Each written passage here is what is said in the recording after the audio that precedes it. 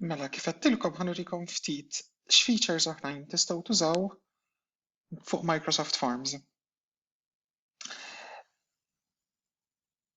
Meta tagħmlu share, huwa importanti ħafna li tagħżlu only people in my organization can respond. B'dan il-mod, jekk it-tfal ma jużawx l-iLearn address tagħhom, ma jkunux jistgħu jagħmlu il-quiz jew it-test whatever it is li intom tkunu għamiltulhom. Allura awtomatikament fir-riżultati ħajjidher l-isem u l-kunjom ta' tfal. Jekk intom tażlu anyone with the link can respond, hemmhekk jista' jagħti l-każ li r-responses jidħlu b'mod anonimu jekk it-tfal ma jkunux logged in. Mela għall-finijiet tagħna dejjem ħnużaw only people in my organization can respond.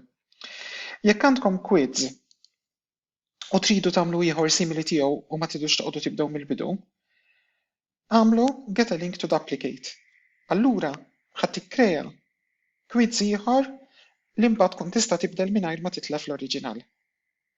Jekk trid tixxerja l-quiz ma' xi ħadd ma' teacher ieħor biex jgħinek tibnieh, allura tiklikja share to collaborate. In the meantime importanti ħafna li meta tikkreaw il-quiz fil-bidunet tażlu Microsoft Form Quiz. Id-differenza bejn Microsoft Forms u Microsoft Form Quiz hija li Microsoft Form jintuża għal surveys. Mela jinnaf statistika qed nagħmlu questionnaire.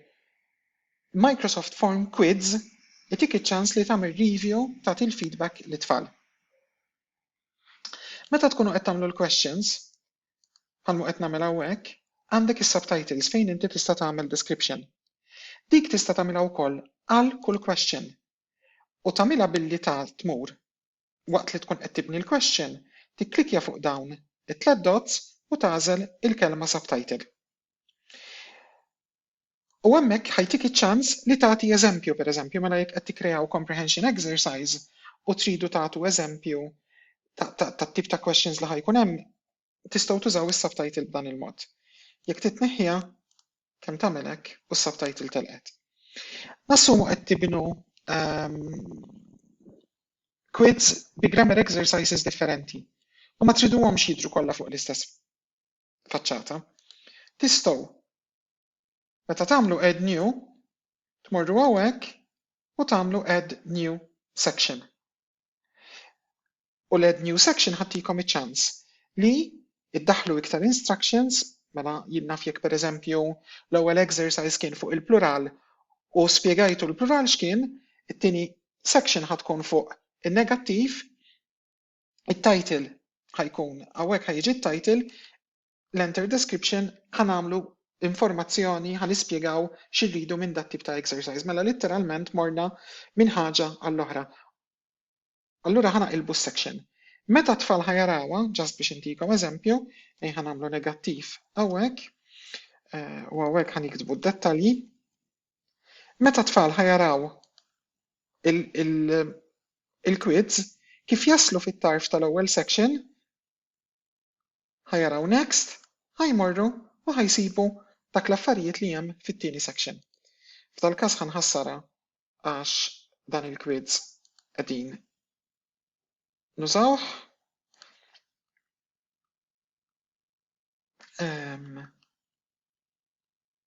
Hemmhekk ħajtik iċ-ċans li tikkrea iktar minn section waħda u m'għandikx dak it-tul kollu ta' mistoqsijiet kollha fl-istess page. It-tfal ħajmorru next, next, next.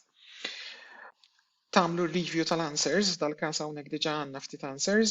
Jekk ħanagħmel ir-review tal-answers ħaninduna min irrisponda. Jekk nikklikja hawnhekk nista' nħalli kumment b'mod ġenerali.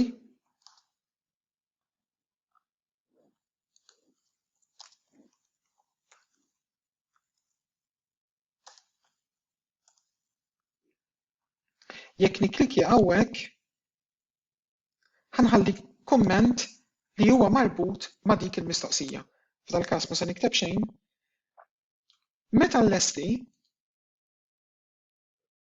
irrid immur post scores. Jekk irrid li t-tfal jaraw il-kummenti li ktibtilhom jiena. Mela jiena l-estate għall-argument ta' Katalea, ta' Lavinia u l-estate ta' Francesca.